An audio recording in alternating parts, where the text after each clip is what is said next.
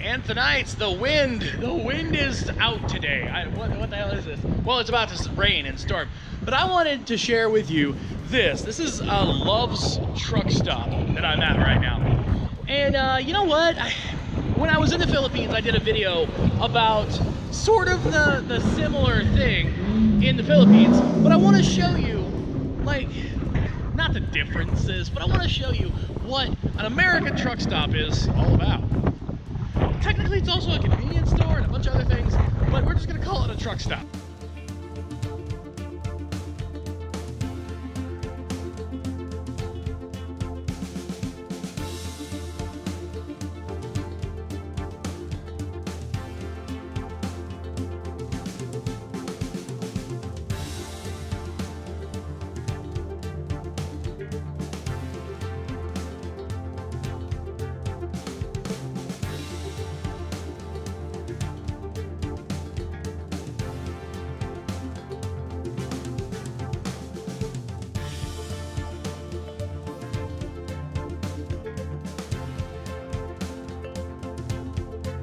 If you love coffee, this is the place for you. They've got several different kinds of coffee here. They've also got juice and fountain sodas over there. All kinds of really cool stuff. And, ooh, you know what? Here's something cool.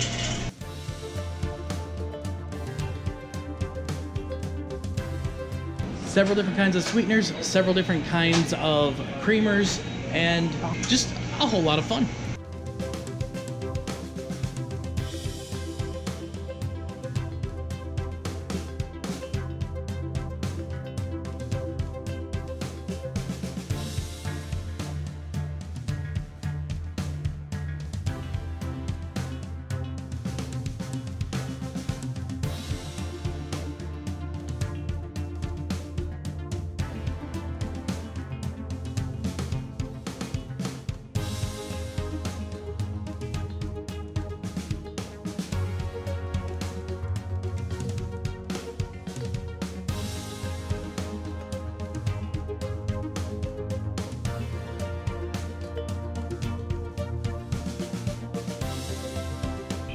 Sometimes some of these purchases make total sense.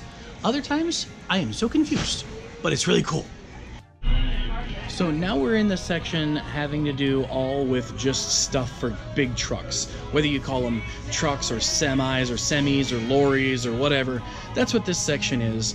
And I mean, I'm not gonna spend a lot of time here, but I kind of wanted to give you a quick show around. Also, I wanted to show you this. I don't want to mess with any kind of a truck driver who has this in their car.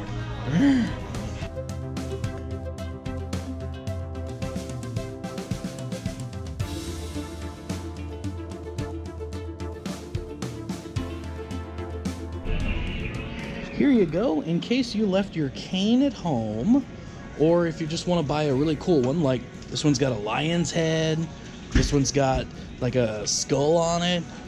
Yeah. Next clip. So I just found these, and these I actually have these, or I bought some of these in the Philippines while I was there, and I honestly think I paid too much there. They were 150 peso, I think, and then here they're $5.99, which is like what, 300 pesos, so twice the price. I'm glad I got some of these before I left. Woohoo! Next clip.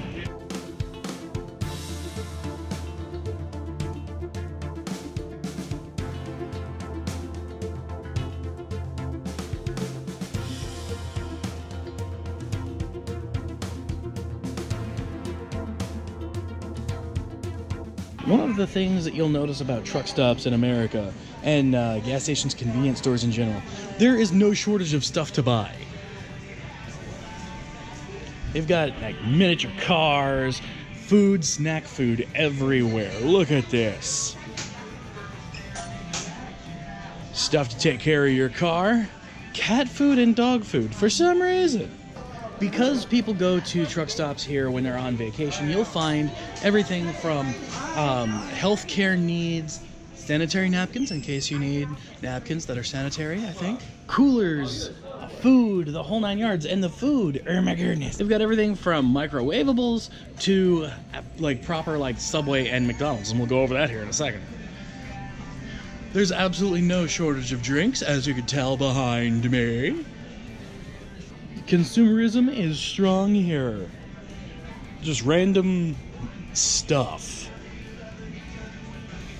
Night drivers, for those people who want to wear yellow sunglasses. As a gamer, I'll wear some yellow sunglasses. You know, that's something that really kind of threw me off. I love beef jerky, but it's not something that I found in abundance while I was in the Philippines. So I really kind of missed it. I have eaten a lot of beef jerky since I got home. So here's one ingredient that I have noticed in the Philippines is really hard to find, but in Subways here in the US they have. This is spinach, obviously, but I don't know. It seems that they have it all the time here in the US, but in the Philippines, I could never find it. Next clip. To be clear, I mean I couldn't find it in a Subway. Oh. Anybody need a hat? No? No? Too bad. We're gonna sell them anyway. Candy, candy, candy. Candy. And here you go. This is where I buy all of my high fashion items. I'm joking. I don't. But if you ever want really cool shirts, they have them here for you. Stuffed animals. Stuffed animals, they're so cute. Cowboy hats. Flip-flops. Keychains. It's kind of cool. Little Pasta Lubong items. And for instance, right now we're in the state of Tennessee, so you can get a little Tennessee keychain. Sunglasses, sometimes you need those while you're on the road. And of course, phone stuff.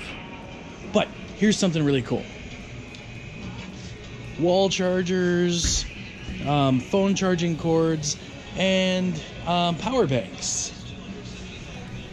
Neck pillows, radios, Bluetooth stuff.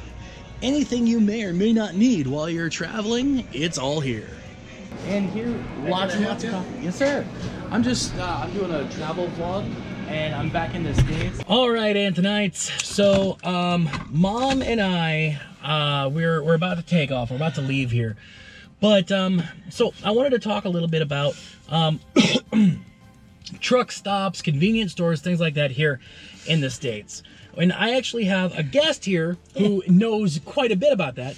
Mom, you managed gas stations, convenience stores, truck stops, things like that for years. Years. So one thing that I couldn't show you because I think I probably would have gotten thrown out and called a pervert, in the bathrooms, the men's bathroom, there were advertisements everywhere. In front of the urinal, on the bathroom mirrors. Oh wow, nothing in ours. So, nothing. Really? See, Nothing. I guess they figure that guys will put up with that. Well, this is a truck stop on that side. So, you know, most truckers are men. Mm-hmm. All men have to go to the bathroom. Are you saying that women can't? You sexist. No, they can, but they're not. I've only met like 4 women truck drivers in my life, and I'll tell you this. Men see advertisements and they impulse buy just like women do. Especially if you're living in a truck on the road. If you see something that's going to make your life easier, grab it. Yeah. And that's what they operate on. So, let's see, what else can we discuss? Now, there is a McDonald's here that I didn't show you because, honestly, I just don't eat at McDonald's. I have no use for that. But,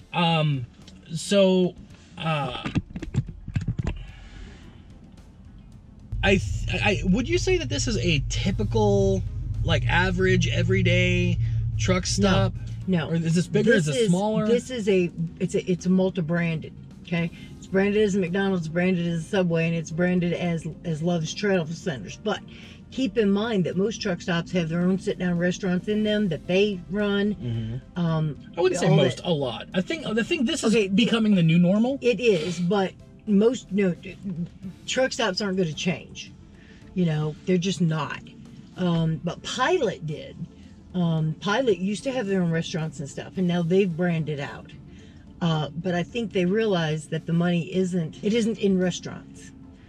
The money is in merchandise. Yep. So, yeah, that's pretty important. But the old truck stops, I grew up eating at truck stops. I grew up eating middle of night, 4 in the morning, doesn't matter if you're out, if you're awake. Sometimes they do have some really good, They do. sort of home cooked type food. And breakfast. That is what they sell the most of, breakfasts, because they're great. Being somebody who's done merchandising for a place like this, merchandising is basically buying the things that you want other people to buy, figuring out how to get them to make those purchases, things like that.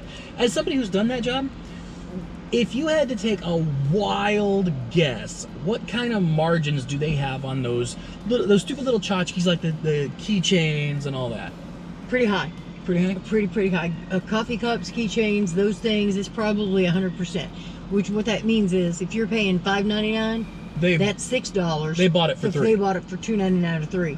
So it is very high on those. Where they lose their money, and you saw the price of drinks, you know, like 20-ounce drinks, 2 for $3. What? Because they pay 80 cents. Yeah. You know, so it's very high. But where they lose their money is in the deli.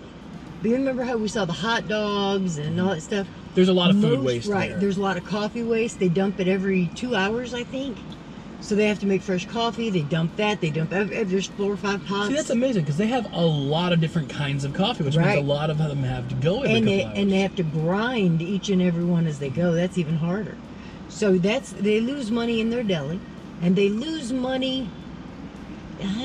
They don't make a lot. There's not a high margin on diesel. So I noticed while we were in there that some of them had those CIA earpieces. Did you guys have that when you were doing this, or was that too long ago? We had an intercom system. Debbie, come to the fuel desk. Debbie, to the fuel desk, please. Boom, and it went store wide.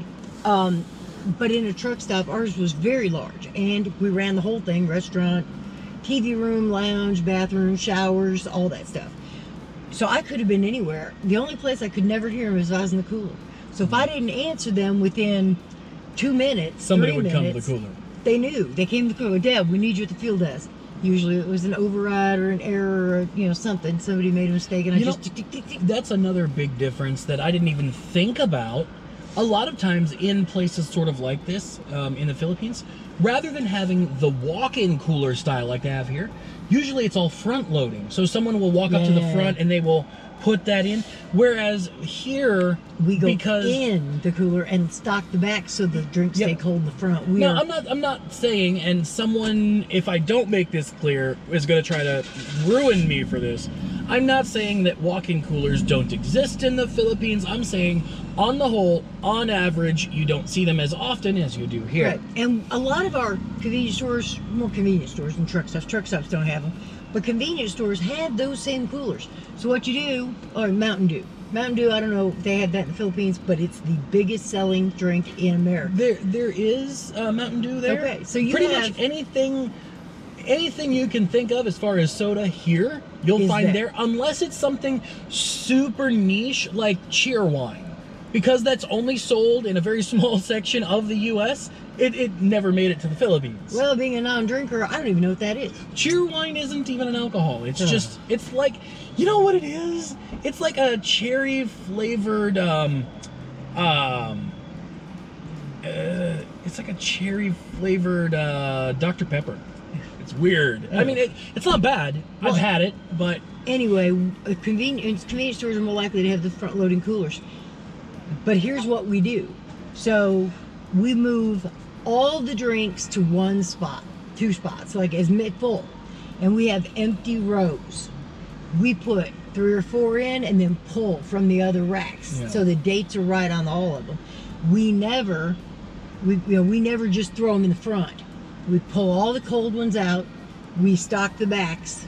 Then we put those cold ones back in. And in a matter of a few hours, the ones in the back are ice cold too. So for those of you who have always yelled at me for talking with my hands, now you see where I get. I don't know what you're talking about. All right. Well, I think, do you have anything else you want to say just about convenience stores in general, or this one before we sign off? They're very profitable here in America. It's not, they don't make their money on fuel. They don't make their money on diesel. They don't make their money on... Because I assume that means that fuel is their draw item, isn't it? Right. If you pull... So it pulls you in. In retail, a draw item is something that essentially a store or a company will take a loss on to get you into their store. Right. A lot of times when you see sales, like things, buy one, get one, etc., etc. These are supposed to be draw items. The company is saying, okay, we will lose 5% on this to get you in the store so we can make that end so much more when you buy other things. Sorry. I put on my shades. My future's pretty bright. Yeah, but the donuts, for instance, on the counter, they pay between 30 and 40 cents. Per box?